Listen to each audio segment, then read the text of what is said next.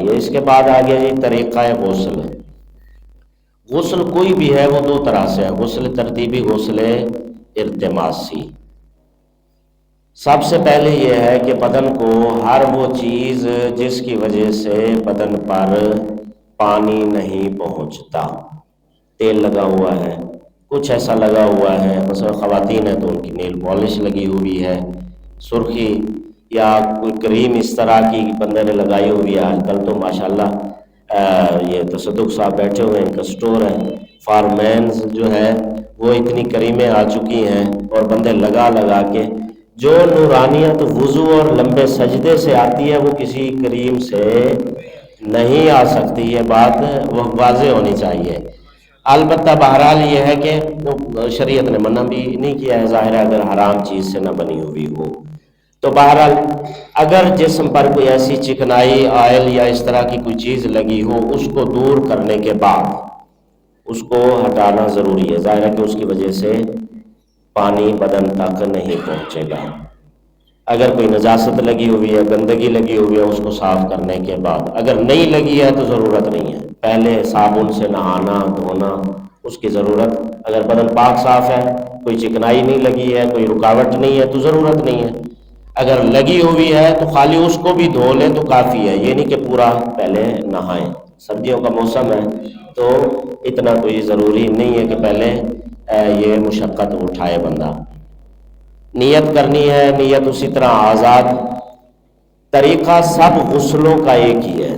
سب غسلوں کا، نیت میں فرق ہے، طریقہ سب کا ایک ہے۔ اچھا بندے پر کئی غسل ہیں تو بھی وہ سارے غسل ایک نیت کے ساتھ، یعنی ایک نیت کا مطلب ایک ہی غسل میں سب کی نیت کی جا سکتی ہے، ایک غسل کافی ہے۔ مثلا غسل جمعہ بھی کرنا ہے، غسل جنابت بھی ہے، اور اس کے علاوہ کوئی اور غسل بھی، مس میت بھی ہو گیا ہے، یا کوئی اور بھی غسل مستحب اور غسل کوئی جمع، منت کا غسل جمع ہو گیا، کئی غسل جمع ہو گئے تو اب یہ ہے وہ سب کی نیت کر کے ایک غسل کر لینا کافی ہے۔ طریقہ سب کا ایک ہی ہے، طریقے میں کوئی فرق نہیں ہے۔ بدن پاک صاف ہو گیا جی، پاک صاف ہونے کے بعد نیت کی، مثلا جو غسل ہے، مثلا غسل جمعہ کرتا ہوں سنت قربتاً الی اللہ۔ اب اس میں یہ ہے کہ پہلے بھی گزارش کر چکا کہ نیت ذہن میں ہے کافی ہے، زبان سے ادا کرنا ضروری نہیں ہے کسی بھی نیت کے لیے، زبان سے ادا کرنا، ذہن میں ہے بس غسل جمعہ کر رہا ہوں تو کافی ہے، یا غسل جنابت، جو بھی غسل ہے اس کی نیت ذہن سے کافی ہے، دماغ میں ہونا، اور اصل نیت ہے ہی ذہن کی، یہ بار بار گزارش ہو چکی ہے۔ مثلا نماز پڑھنے لگے ہیں، جمعہ کی نماز ہے، ظہرین کی نماز ہے، کوئی بھی نماز ہے، ذہن میں ہے کافی ہے، زبان سے ادا کرنا کہ نماز ظہر پڑھتا ہوں واجب قربتاً الی اللہ وغیرہ یہ چیزیں ضروری نہیں ہے، ذہن ہی اصل نیت ہے، یعنی جو چیز ذہن اور دل میں ہے، زبان سے بالکل کچھ بھی نہیں کہا، ذہن سے سوچ کے کہ نماز ظہر پڑھ اللہ اکبر کر دیا کافی ہے، وہ نیت ہو گئی ہے۔ اب اس کے بعد سر اور گردن، سر گردن سمیت اس کو دھونا ہے، آسان ہے، سر اور گردن کو 3 دفعہ دھونے کی ضرورت نہیں ہے، اچھی طرح سر اور گردن دھل جائے، کوئی جگہ کوئی بال خشک نہ رہے، کوئی جگہ اگر ذرا بھر بھی خشک رہ گئی تو پھر ظاہر ہے یعنی وہ غسل کا پانی نہ پہنچا تو غسل ادھورا رہے گا، غسل نہیں ہوگا۔ سر گردن دھونا ہے۔ اس کے بعد دائیں طرف یہ کندھوں، یہ کندھے، سر گردن تو دھل گئی ہے یہاں تک، اب یہ کندھے ہیں، اگر تھوڑی سی گردن بھی شامل ہو جائے دائیں طرف دھوتے ہوئے، تھوڑی سی بائیں طرف بھی شامل ہو جائے تو یہ بہتر ہے۔ اسے علمی زبان میں مقدمۃ العلم کہا جاتا ہے، اسباب مقدمۃ العلم،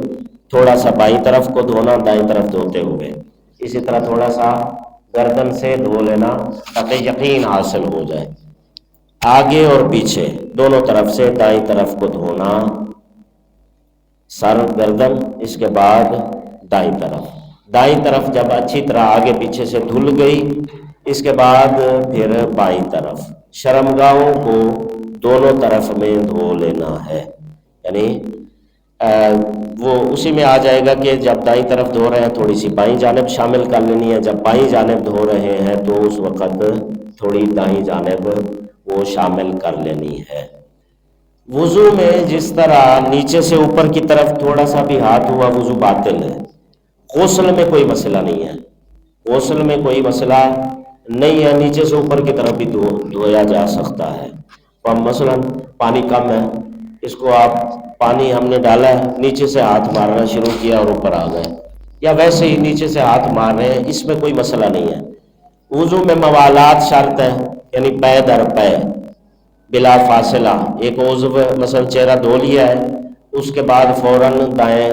ہاتھ کو دھونا ہے، بازو کو دھونا ہے۔ فاصلہ اگر کیا تو وضو باطل ہے، موالات اس میں شرط ہے۔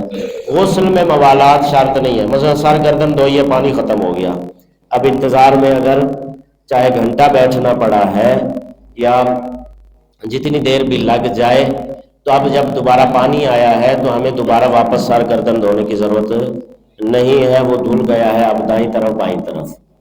یعنی یہ واضح ہے جی۔ سر گردن اچھی طرح کوئی جگہ خشک نہ رہے، اس کے بعد دائیں طرف آگے پیچھے سے تھوڑی سی بائیں جانب کو شامل کر لینا ہے، پھر بائیں جانب اس میں تھوڑی سی دائیں جانب شامل کر لینی ہے، تاکہ مکمل یقین ہو جائے کہ سارے کا سارا بدن جو ہے اس میں وہ کچھ چیزیں پڑھنے کی ضرورت، بعض لوگ جو ہے وہ کچھ چیزیں پڑھتے رہتے ہیں، وہ چیزوں کی ضرورت نہیں ہے، بس نیت اور اس طریقے سے